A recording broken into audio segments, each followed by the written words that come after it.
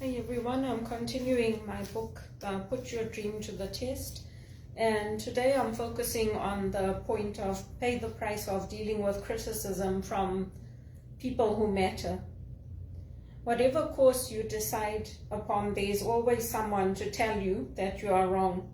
There are always difficulties arising which tempt you to believe that your critics are right. To map out a course of action and follow it to an end requires courage. So everyone who pursues a dream is criticized. And if you're thick-skinned, most of it won't bother you. But if you're like me, most of it will bother you. So you have to learn how to not let it bother you so that it doesn't become debilitating, and so that you can keep moving forward and you can keep taking steps. And one of the things that we can do, especially when it's people who are close to us, who are around us, is we can love unconditionally.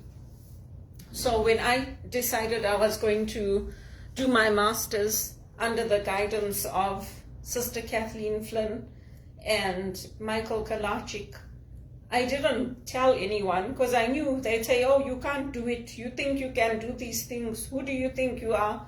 I just did it. I just took the courses step by step. I accomplished it and I finished it because I got tired of dealing with that and I got tired of getting hurt. So my strategy is to just focus on my life and stay away. And it happens with everything, right? It can happen when, for example, when my mother got remarried. She called me and told me, oh, we're no longer just friends, I'm getting married. So obviously I was devastated. I was crying. I was like, what? You told me you're just friends, now you're getting married. But over time I accepted it and I got used to it. And I like my mother's husband very much. He's a nice man.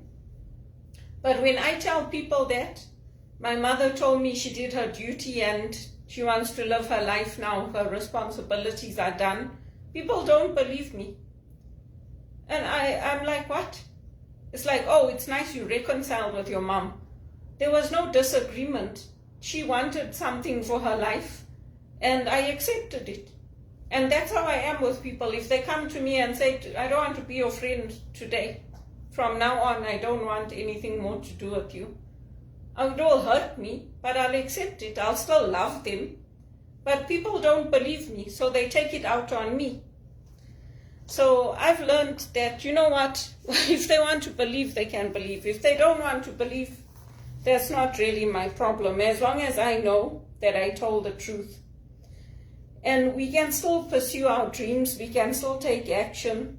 Sometimes things are very hard, like for my team now, for all of us who got let go, you know, it's hard because we don't know what hours we're going to have. We don't know, like, what our income might be. It might be, you know, little less, or it might be more. Everything's still in flux because they're confirming everything still. But at least we've got jobs to go to and we can keep looking out for other things. And with me, nobody has any mercy on me. I don't expect them to anymore. When I write to people, when I tell them how hard things are, they just say, oh, we'll pray for you. And I appreciate the prayers, but there's no help. There's no financial help except from my mom and my aunt, my godmother. There's no, oh, here there's a job, maybe you can apply to this. And it was the same thing when I lived in South Africa. I wanted to stay in that residence for a year so I could save some money. And that was a strategy that the Graham Fusion had in place. He would allow some of the students, when they graduated, to stay for a year and to save money. When I asked Peter Knox, he said, no, I'm not Graham, you're not staying here, you graduated, get on with your life. So I left, and the only person that helped me was my former Professor Matthew Grosset. He helped me to find a job because I wanted to stay in South Africa. So that's how I got into Johannesburg Child Welfare. But it's very hard when you've grown up without a dad and you turn to people and they criticize you or they belittle you or they say you are the problem. it's very, very hard. But I've learned to just deal with it in my own way. And I've learned to say, you know what, this is what it is, and I have to keep moving forward. So for all of us who are going through looking for our new positions, or we're waiting for confirmation, it's a tough time. It's very hard. I watched this documentary on South Africa, and they have the system in place, Dudulu, where they're basically getting all the foreigners out of the country, and Duduma or something like that. But there was this older guy on this documentary, older gentleman, and he was saying, my mother was born in South Africa and my father was born in Rhodesia, and they don't want me here.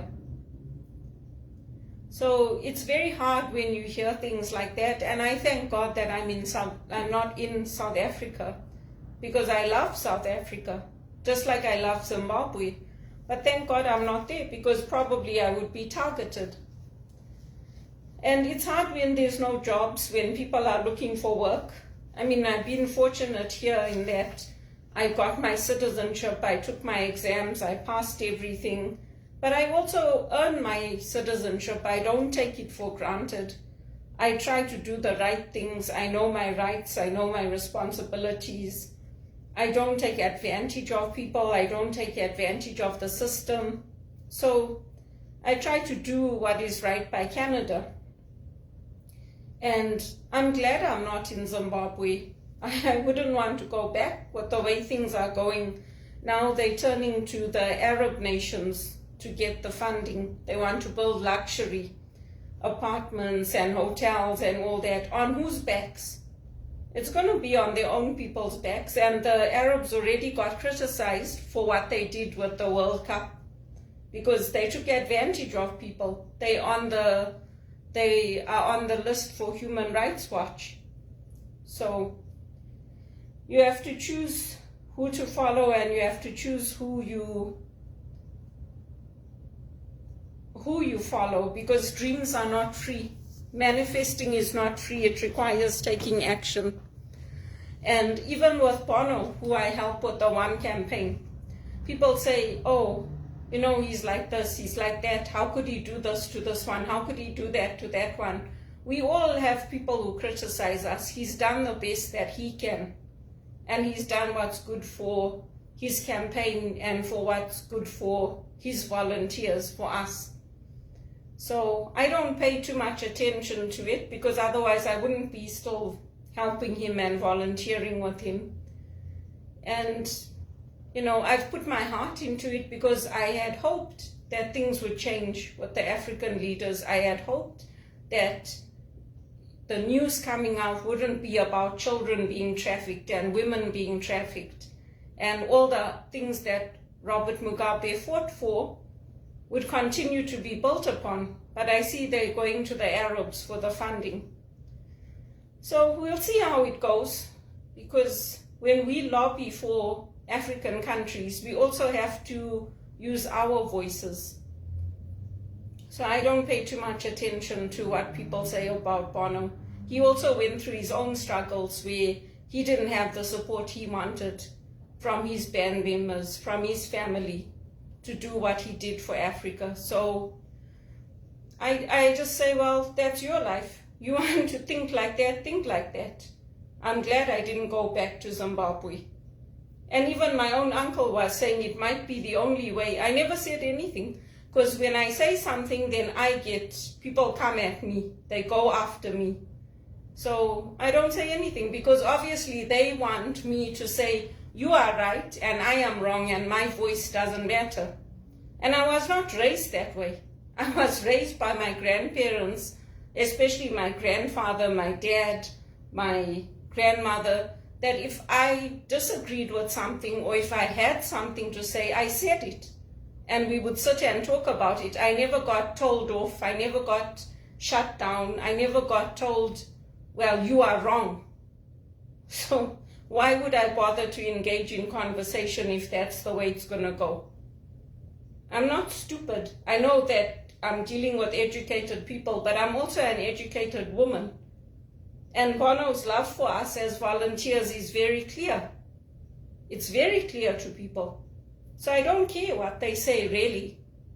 Whatever comments I post and things for him, I do it out of my love for him. He can take it as my love for him, or he can say, well, I don't like this. It's up to him. At the end of the day, he's a grown man. He has a lot more life experience than me. So that's the way I look at things now. I'm hoping and praying that I get a break.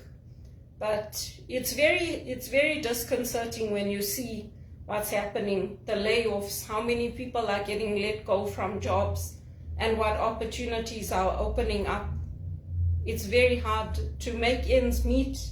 And when you apply to the banks like me for an increase in your overdraft or an increase in your line of credit, and they tell you, yes, apply for it, you'll get it, and then you don't get it, it's very hard because I've got nobody to fall back on. I've got no savings. And once my mother's not gonna be around to help me, what's gonna happen to me?